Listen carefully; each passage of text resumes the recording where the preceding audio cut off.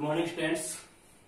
देखो भैया, अपने पॉलिटिकल साइंस की ऑनलाइन क्लास में अपने सिर्फ 2 चैप्टर जो है वो अभी तक अपने शेष रहे हैं। बाकी लगभग अपने चैप्टर कंप्लीट हो चुके हैं और वो दोनों ही चैप्टर जो है वो अपने खंड 1 की जो सेकंड इकाई है उस सेकंड इकाई से संबंधित है। और उनमें से एक चैप्टर है अपने राजनीतिक संस्कृति और दूसरा है राजनीतिक सहभागिता। इन 2 चैप्टर को छोड़ के अपने सारा सिलेबस पॉलिटिकल का अपने हो चुका है और हिस्ट्री में अपने सेकंड चैप्टर चल ही रहा है जो आज या कल में पूरा हो जाएगा। तो आज अपने बात करते हैं पॉलिटिकल साइंस की और अपना चैप्टर है राजनीतिक संस्कृति। देखो, ये अवधारणाएं हैं, इनको एक प्रकार से देखें तो ये काफी डिफिकल्ट चैप्टर होते हैं। इन अवधारणाओं को समझना पड़ता है, रटने से इनको काम नहीं चलेगा, इनको आपको समझना पड़ेगा। तो देखो, अपने स्टार्ट करते हैं राजनीतिक संस्कृति की। कितने वर्ड है इसमें? राजनीतिक और संस्कृति। सबसे पहले अपने इस वर्ड की बात कर लेते हैं कि संस्कृति क्या होती है। एक ही चीजों को आप स्टेप बाय स्टेप आप समझोगे, पढ़ोगे तो आपको आसानी से याद हो जाएगी। देखो, एक चीज बता दो आपको, सबसे पहली बात तो जितने भी ये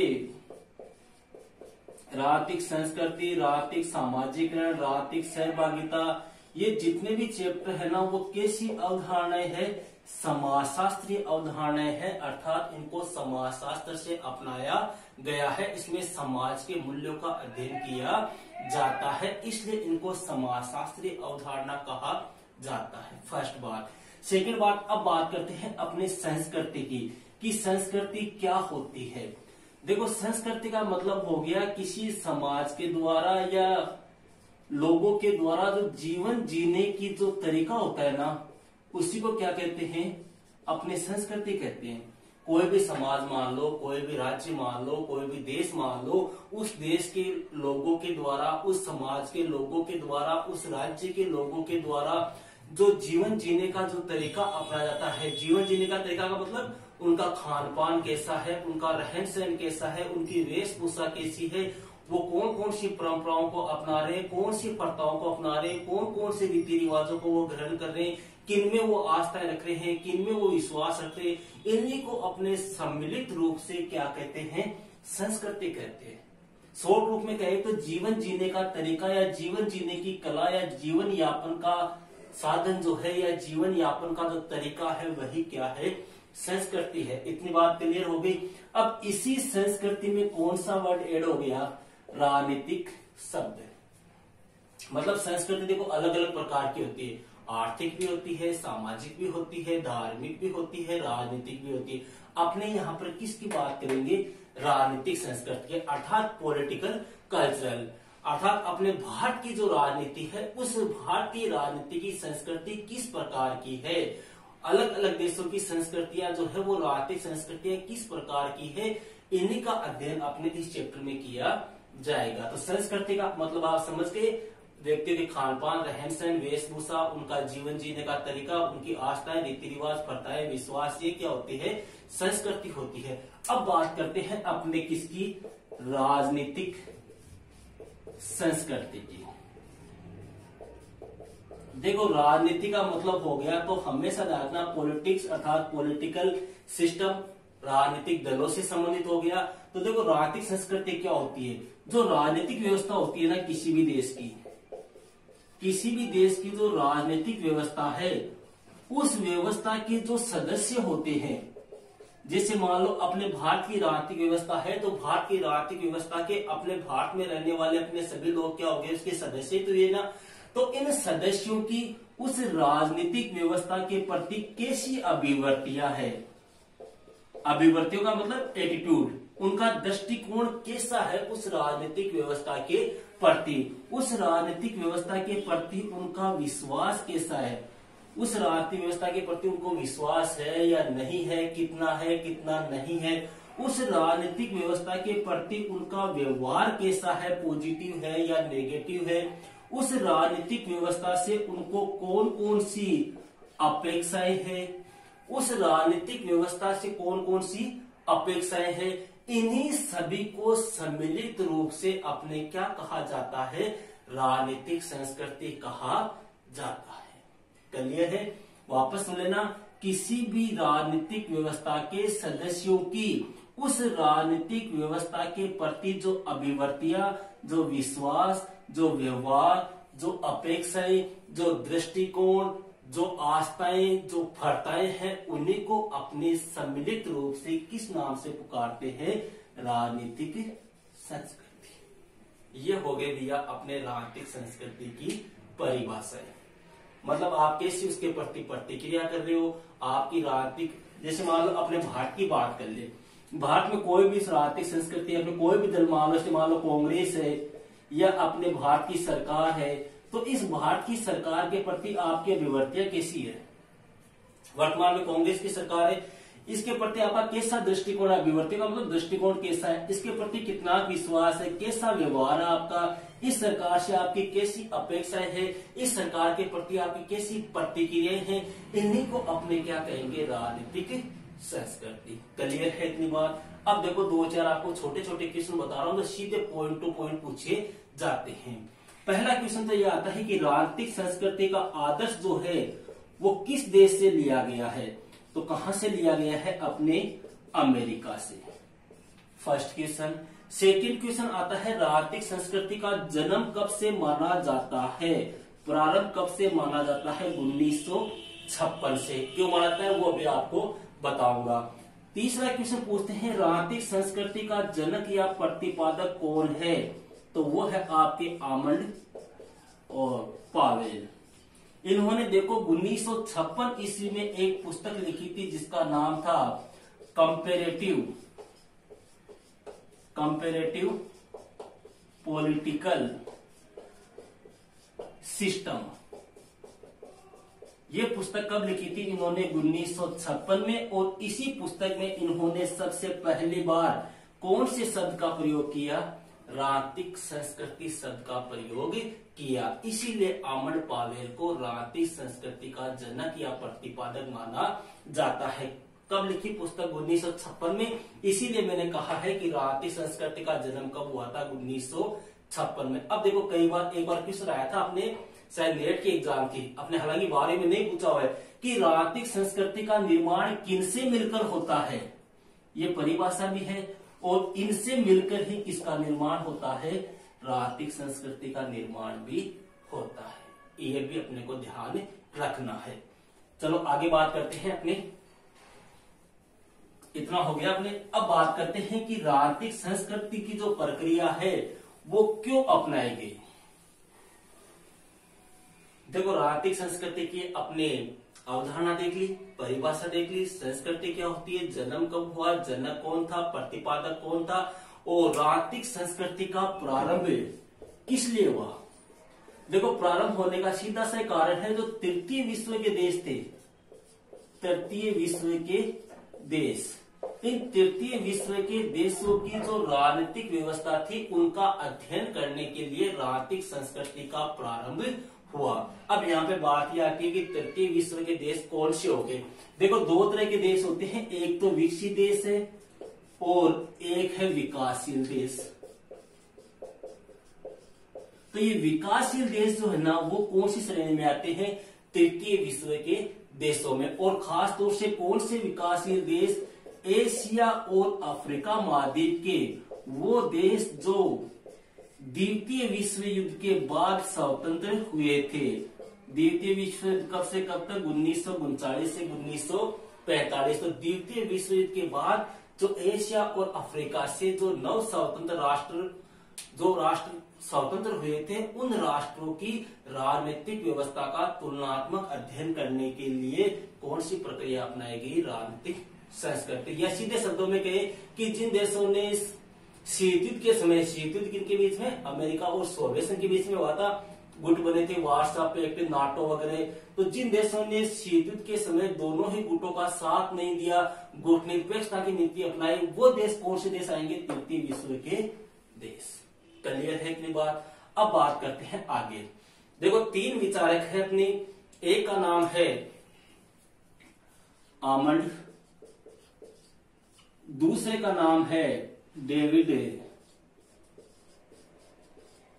ईस्टन, आमंड, डेविड ईस्टन, और तीसरा स्पिरो। ये तीन विचारक है, इन तीनों विचारकों ने राजनीतिक संस्कृति जो है इनको अलग अलग नामों से पुकारा। ये क्वेश्चन कई बार पूछा हुआ है। आमंड ने अलग नाम दिया था, डेविड ईस्टर ने अलग दिया, स्पीरो ने अलग दिया। स्पीरो ने तो कहा था राजनीतिक संस्कृति को कि यह राजनीतिक शैली है, कि राजनीतिक संस्कृति क्या है, एक राजनीतिक शैली है, इसमें राजनीति के बारे में अध्ययन किया जाता है, राजनीति के जो मूल्य होते हैं उनके बारे में अध्ययन किया जाता है। डेविड ईस्टर ने कहा कि राजनीतिक संस्कृति क्या है, पर्यावरण है। पर्यावरण का मतलब हमारे चारों ओर का आवरण या वातावरण। तो डेविड ईस्टर कहता है कि राजनीतिक संस्कृति जो है ना वो हमारे चारों ओर का आवरण है, वातावरण है, जिसको राजनीति ने घेरा हुआ है। इस राजनीति की, इस जो राजनीति है, इस राजनीति के प्रति हमारी सोच क्या है, हमारे विचार क्या है, वही क्या है, राजनीतिक संस्कृति है। देखो यहाँ पे सीधा सीधा क्वेश्चन ये पूछते हैं कि राजनीतिक संस्कृति को राजनीतिक दर्शन किसने कहा, तो स्पीरो ने। और राजनीतिक संस्कृति को पर्यावरण की संज्ञा किसने दी, तो डेविड ईस्टर ने। और आमंड पावेल है, इसने कहा था कार्य के प्रति अभिमुखीकरण। तीनों ही मोस्ट है, कई बार पूछे हुए हैं, दोबारा भी पूछ सकते हैं, इनको आपको रटना ही पड़ेगा। कार्य के प्रति अभिमुखीकरण किसने कहा, पर्यावरण किसने कहा, राजनीतिक शैली किसने कहा। इतनी बात क्लियर हो गई। आगे चलते हैं अपने। अब बात करते हैं एक दो परिभाषाओं की अपनी। देखो परिभाषाओं का ऐसा है, ये जो अवधारणाएं हैं इनकी परिभाषाएं हैं वो काफी डिफिकल्ट होती है, इनको आपको समझने के साथ साथ में रटना भी पड़ेगा। देखो परिभाषाओं में मुख्य रूप से अपनी दो ही परिभाषा है। एक परिभाषा तो दी थी आमंड पावेल ने। पहली परिभाषा किसने दी, आमंड पावेल ने दी। आमंड पावेल ने कहा कि राजनीतिक व्यवस्था के सदस्यों की, किसकी, जो राजनीतिक व्यवस्था है उस राजनीतिक व्यवस्था की, जो अभी मैंने परिभाषा दी थी वो इसी की है, राजनीतिक व्यवस्था के सदस्यों की राजनीति के प्रति, इसकी राजनीतिक व्यवस्था के सदस्यों की राजनीति के प्रति जो अभिवर्तियां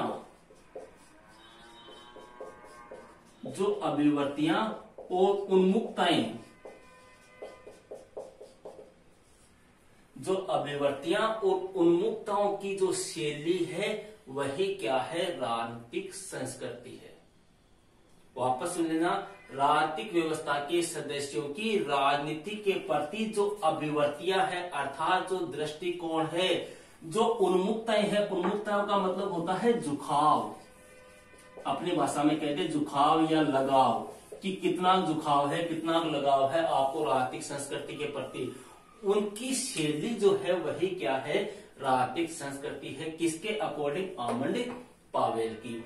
राजनीतिक व्यवस्था के सदस्यों की राजनीतिक व्यवस्था के प्रति जो अभिवर्तियां और उन्मुक्ताओं की शैली है वही राजनीतिक संस्कृति है। किसके अकॉर्डिंग, आमंड पावेल के अकॉर्डिंग। दूसरी परिभाषा दी थी एलन वॉल ने। देखो इसने एक पुस्तक भी लिखी थी, कई बार पूछा हुआ है क्वेश्चन, काफी मोस्ट बुक है अपने, आधुनिक राजनीति और सरकार। परिभाषा इतनी डिफिकल्ट नहीं है इसकी। आमंड पावेल में ध्यान रखना, दो ही वर्ड है, अभिवर्तियां और उन्मुक्ता। अभिवर्तियों का मतलब एटीट्यूड या दृष्टिकोण, उन्मुक्ताओं का मतलब हो गया झुकाव या लगाव, की व्यक्तियों की राजनीतिक व्यवस्था के प्रति कैसा दृष्टिकोण है, उनका झुकाव, उनका लगाव कैसा है, बस वही क्या है, राजनीतिक संस्कृति है आमंड पावेल के अनुसार। एलन वॉल जो है इसने एक पुस्तक लिखी थी आधुनिक राजनीति और सरकार। इसमें कहा था कि राजनीतिक संस्कृति जो होती है ना उसका निर्माण समाज की उन अभिवर्तियों, उन विश्वासों तथा मूल्य से है। कौन सी पुस्तक है, आधुनिक राजनीति और सरकार। इसमें इसने कहा कि राजनीतिक संस्कृति का निर्माण समाज की उन अभिवर्तियों, विश्वासों तथा मूल्य से है जिनका संबंध किससे होता है, राजनीतिक व्यवस्था से। जिनका संबंध राजनीतिक व्यवस्था तथा राजनीतिक विषयों से होता है, वही क्या है, राजनीतिक संस्कृति है। यहां पे भी दो वर्ड है, यहां पे भी दो वर्ड है।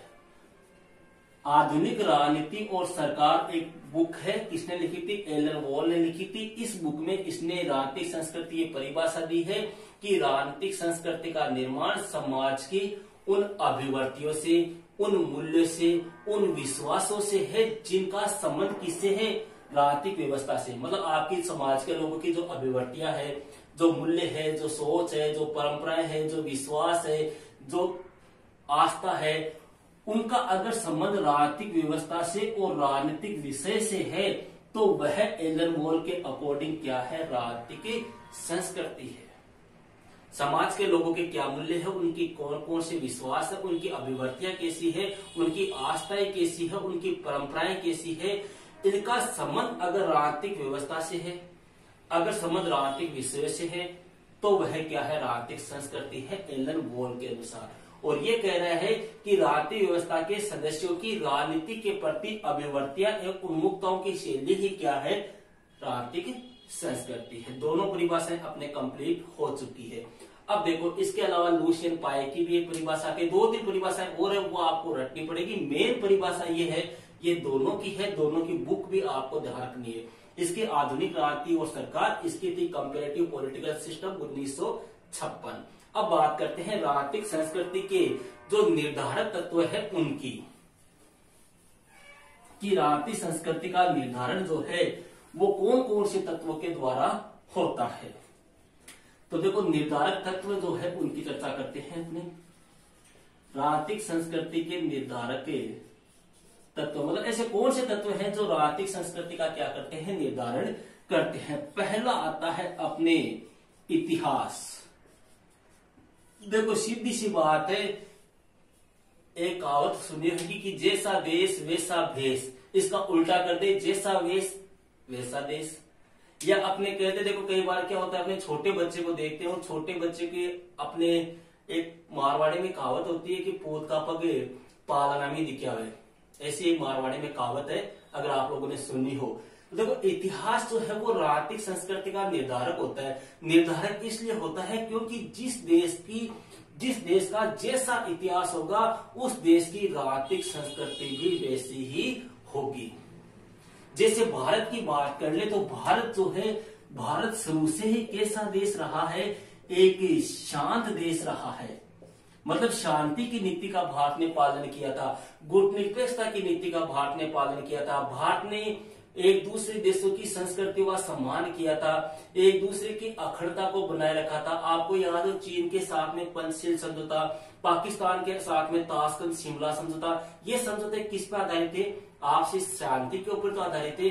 तो इस आधार पे कह सकते हैं कि भारत की जो राजनीतिक संस्कृति है वो कैसी होगी, भारत की राजनीतिक संस्कृति है वो कैसी है, शांतिवादी लोकतांत्रिक है।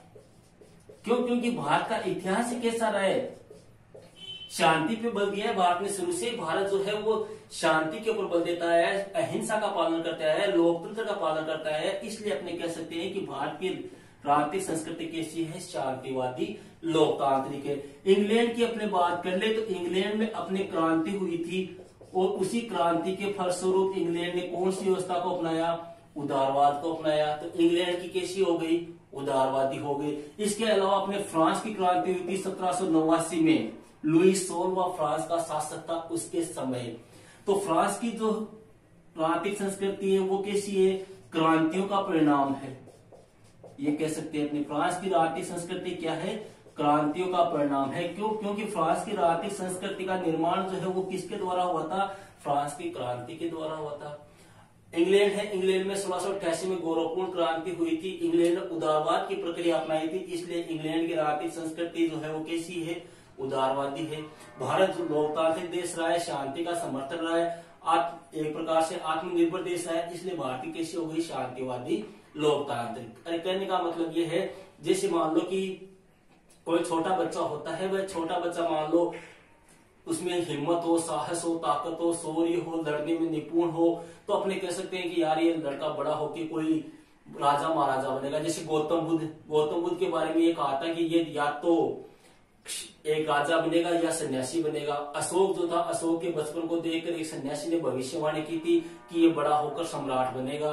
राणा सांगा के बारे में ये कहा था कि ये बड़ा होकर मेवाड़ का शासक बनेगा। क्यों?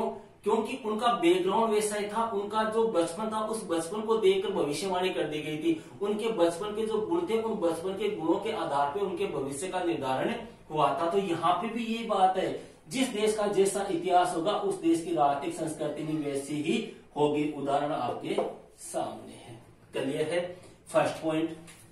इसके अलावा दूसरा पॉइंट अपने दे सकते हैं कि धार्मिक विश्वास। धार्मिक विश्वास का मतलब देखो, जिस देश के लोगों का जिस धर्म में विश्वास होगा उस देश की राजनीतिक संस्कृति जो है वह भी उसी धर्म के अकॉर्डिंग होती है।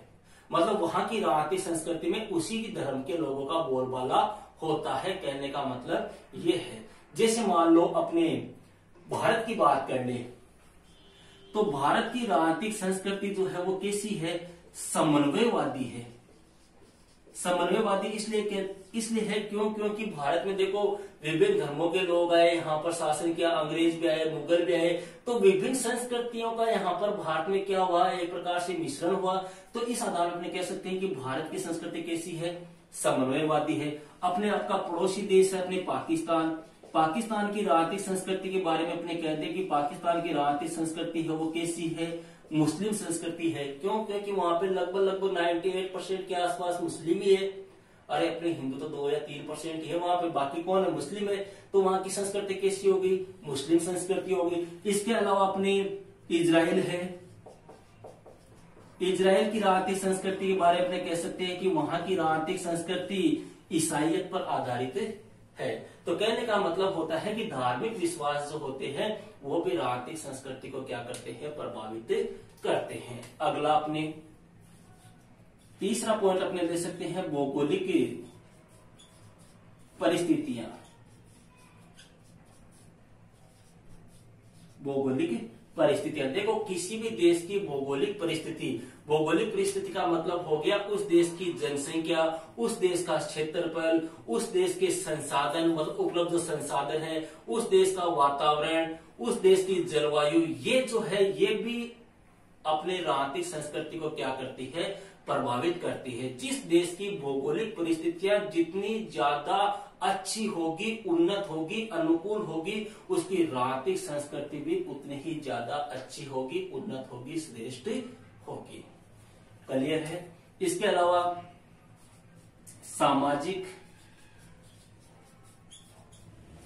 आर्थिक परिवेश।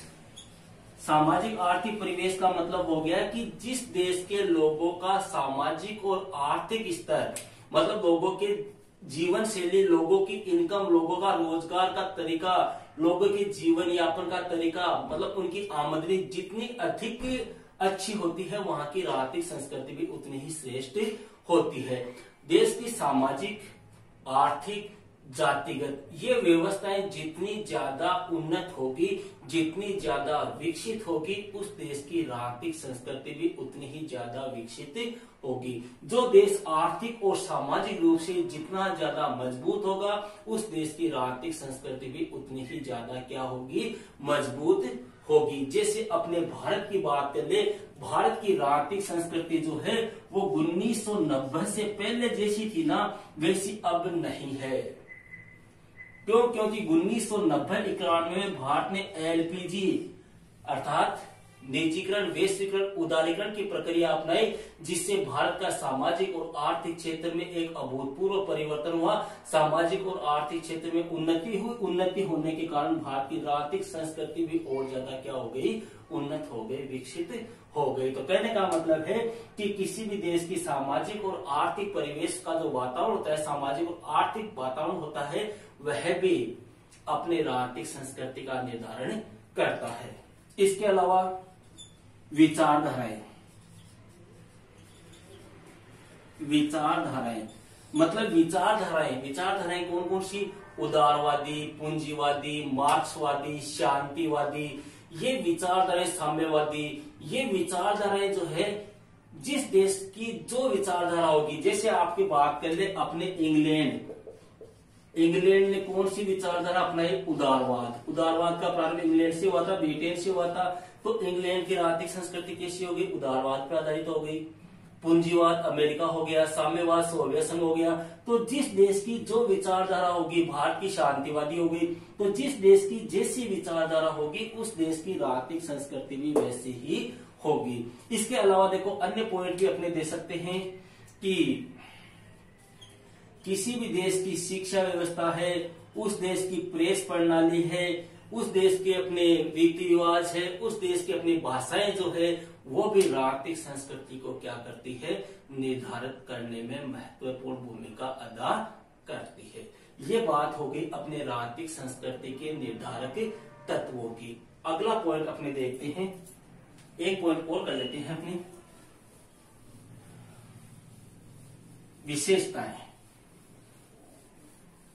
कई दिनों से डिमांड आ रही थी कि सर वो चैप्टर नहीं पढ़ाया। मैंने ये इसलिए छोड़ दिया था क्योंकि मेरे को स्टार्टिंग में ये था कि ये चैप्टर शायद हट जाएंगे, लेकिन हटे नहीं थे ये, इसलिए मैंने नहीं कराया। और अपने हिस्ट्री में सिलेबस थोड़ा कम हुआ है, इसलिए थोड़ा सा हिस्ट्री पे ज्यादा फोकस दे दिया।